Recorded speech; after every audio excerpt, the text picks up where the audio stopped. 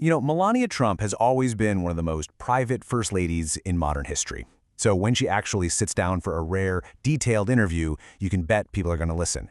She did exactly that recently to promote a new film about her life, and in this explainer, we're going to unpack the key moments and what they might reveal about her family, her ambitions, and of course, her very carefully crafted public image. So, what did we actually learn from this rare conversation? Well, the interview covered a surprisingly wide range of topics, everything from high-stakes campaign strategy all the way down to her husband's infamous dance moves. So let's get right into it. Right at the top of the interview, we get this really unguarded moment. Now, she's joking, obviously, but it also kind of perfectly captures the central tension here. A famously private person stepping back into the spotlight, but very much on her own terms. All right, so first things first, why is she even doing this interview right now? Well, it's all about a new documentary about her life, which is simply titled Melania. And here's what's so interesting about the film itself. It's not a lifelong biography. Nope. Instead, it really zeroes in on this very specific, very intense 20-day window, that critical time just before she officially became the First Lady. So when they asked her about that first presidential run, her answer was just pure confidence. She said she never had a doubt that he would win, mainly because she saw the support firsthand. And then she ties it right back to today, adding, and here we are again.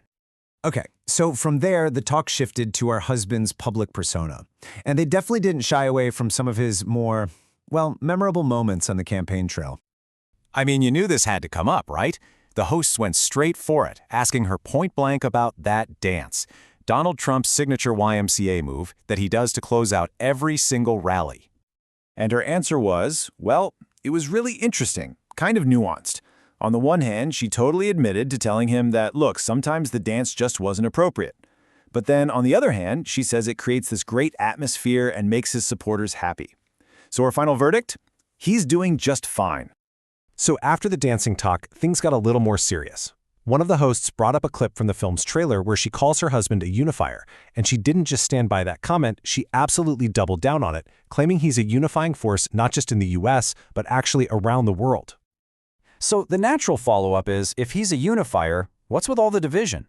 Well, according to her, the blame for that lies squarely with his political opposition right here in the US.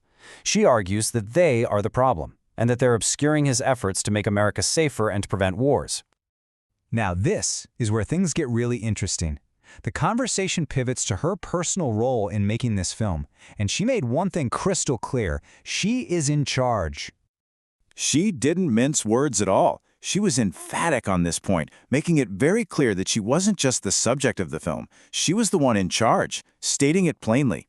I lead the production.